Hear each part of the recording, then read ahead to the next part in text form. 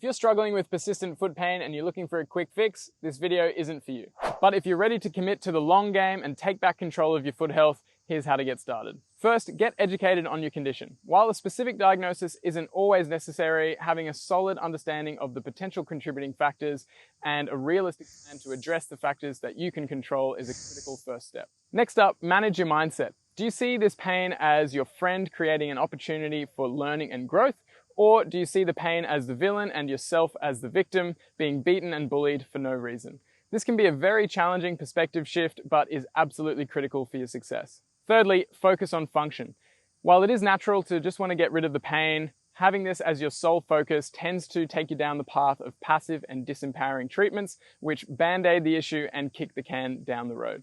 For long-term results, you need to prioritize improving your function. So your strength, stability, mobility, and coordination, not just in your feet, but throughout your whole body. It's all connected. Lastly, improve your general health. Persistent pain is always multifactorial, and your overall state of health and vitality can have a massive influence on both your experience of pain and your ability to heal and recover from exercise. So reflect on how you're eating, moving, sleeping, and managing stress day to day. In what ways can you improve in these areas, and what small steps can you start with? Okay, so persistent pain can be incredibly frustrating and confusing. I've been there myself with actually both of my knees in my early 20s, and I have very strong memories of just how draining and depressing it was to not be able to go out and enjoy the activities that I love to do or explore the movements and skills that I wanted to. So it was quite a tough funk to get out of, but here I am with strong, pain-free knees and a much deeper understanding of my body's needs when it comes to exercise and health, and also just a very deep gratitude for my ability to go out and explore movement with freedom and confidence. And one of the major keys for me on my journey was finding a practitioner that I trusted and that I resonated with to help guide me along the process. It helped me stay consistent with the program that I needed to stick to, and it also helped me interpret the signals that my body was giving to me and to adapt to those signals along the way. So whichever path you choose to start on, one of the most important first steps is to just gain a good understanding of where you're currently at with your foot and movement health, and that will help guide you as to what to start working on to improve. And in this video, we're going to take you through some very simple yet very important assessments of your foot and lower limb function to help you get started with that process. All right, so first up, we're going to take a look at our toe splay and our ability to abduct our toes, which just means to take our toes away from the midline. This is really important for the stability of our foot and the function of our arch and just our overall balance. Most modern shoes tend to cramp our toes in together, so most of us will have to do some kind of work to splay out our toes. So biggest thing there is just to notice, do you have gaps in between your toes, or maybe some or not others, and do your big toes point forward like that, or are they sort of in towards the other toes? So just take note of that as you're resting, and then also, especially if you are like this, with the big toes pointed in, do you have the ability to then push them out like that, and even to go in and out like that? So just test that out. So that is basically figuring out what your strength and control is of your abductor hallucis muscle, which is just along the inside here. Again, important part of our arch function. You can also just do the same thing for all of your toes, and this is sort of an exercise, sort of an assessment, toe piano, where you just see whether you can splay out your toes like that. How far can you actively splay out all of your toes? So if you started with your toes all sort of scrunched together with minimal gaps between them, can you actually splay them out? However you do that, how far can you splay them out? So that'll just give you a good understanding of your baseline when it comes to toe splay and abduction. If you want to go a little bit deeper on how to improve that, then you can check out our video called Rewild Your Toes, which is all about drills and exercises and things that you can do to improve that. Okay, so the next thing we want to look at in terms of foot function is our big toe extension. So how far does your big toe move up into extension like that? That's really important for our walking mechanics and our efficiency. And also, if that is limited, it ends up with all of these compensations, both in our toes, the rest of our toes, in our ankles, our hips. So we want that to be working as well as possible. And ideally, you're looking for about 60 to 65 degrees toe extension for optimal walking mechanics, a little bit less for running, but just take a measurement of where you're at with that. So you could measure that just by actually, lifting that up. You could also just take a feel of how you move like that, which sort of mimics that movement as you walk. And another important part to look at is how well you can extend while loading that area with more of your body weight into a calf raise.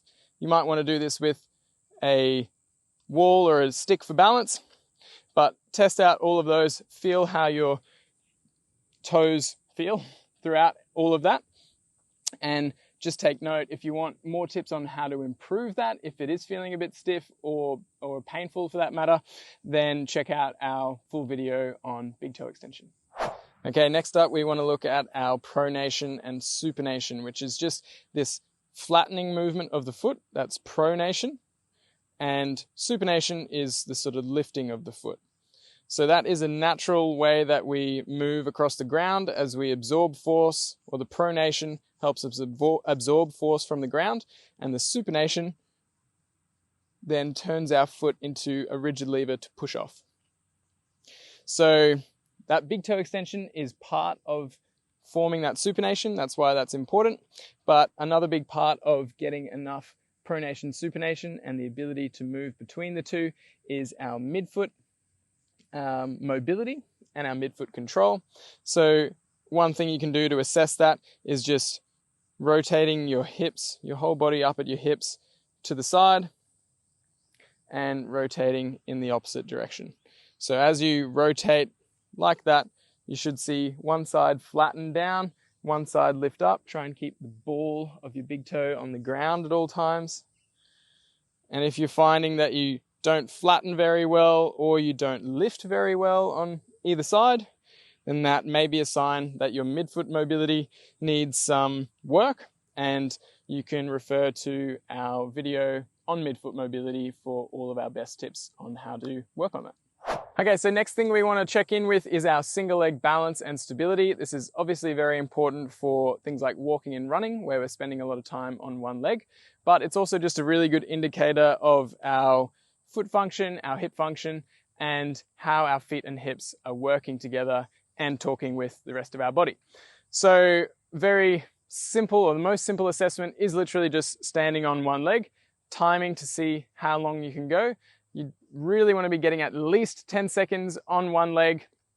Try and build up to 60 seconds. 60 seconds is a great thing to aim for, but just note down where you're at. If you're already getting 60 seconds easy peasy, you could try using no hands at all to balance. You could try lifting a leg, or you could try closing your eyes. So I'm sure you will find one of those variations to be challenging enough. So explore those and just take notes.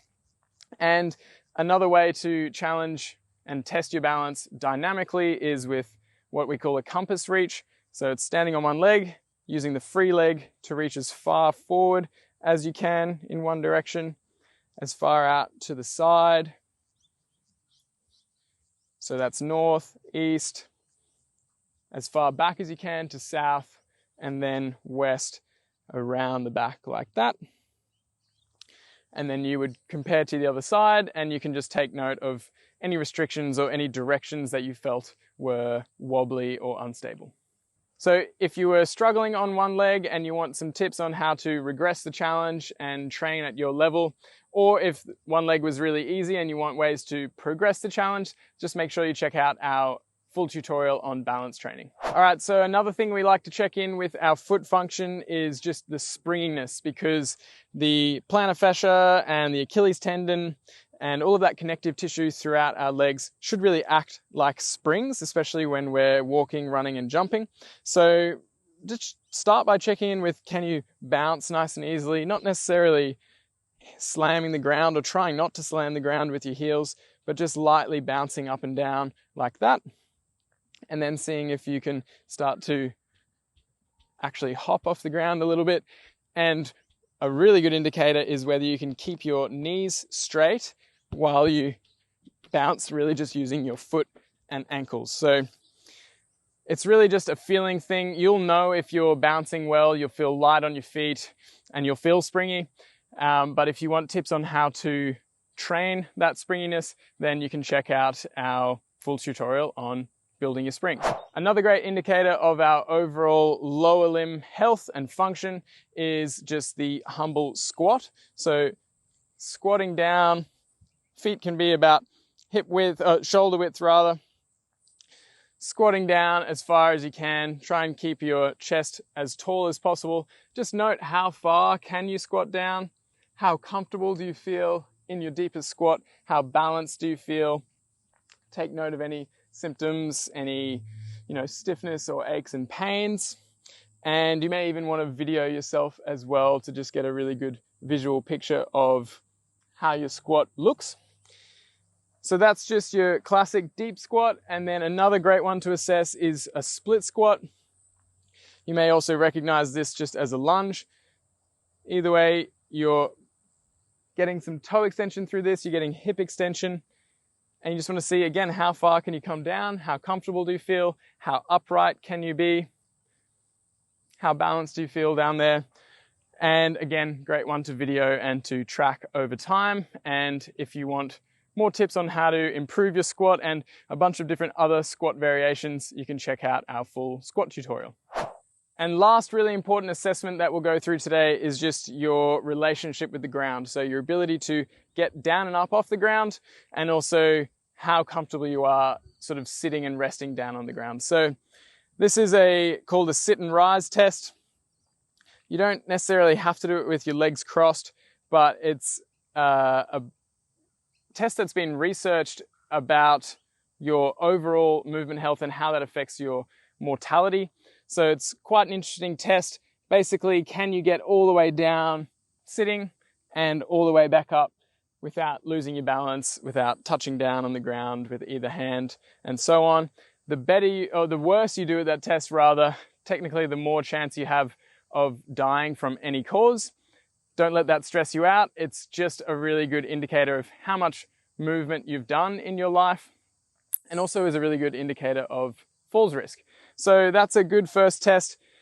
Don't worry if you can't do that immediately. Just take note of how you get down to the ground. So that might be with a hand or two hands. You might have to sort of uncross your legs and get down this way. However it is that you get down to the ground, just take note of that. Maybe take a video and see how fluid and easy it looks, or how hard and challenging it looks.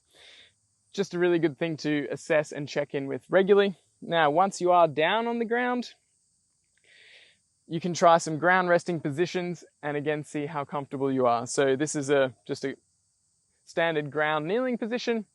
Can you achieve that, or do you need to have cushions between your heels and your hips to make that more comfortable?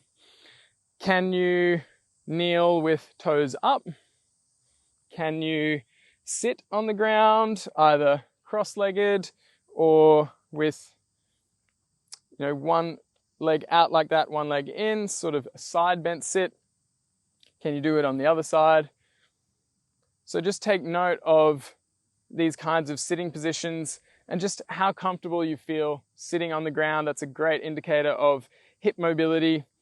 Obviously, some of it is to do with ankle mobility, toe mobility, and so on, especially if you're going up into these kinds of positions. So we have a whole video on that whole concept of your relationship with the ground, getting down to the ground, moving and resting on the ground, which you can check out for more details. But for now, just get an idea of how comfortable you are getting down and moving on the ground. Take notes and reassess later. So you may find that you're restricted in many or even all of these areas, and that might feel a bit overwhelming. Don't stress and don't worry about trying to fix everything all at once. Our recommendation would actually be just to pick a few 2 to 3 things that you want to work on, or that you feel you definitely need to work on. Start there, start with the free resources, start making some progress. Thank you for watching. We hope you got a lot of value out of this video and our other tutorials. And if you'd like to get notified when our new tutorials drop, you can subscribe to our channel.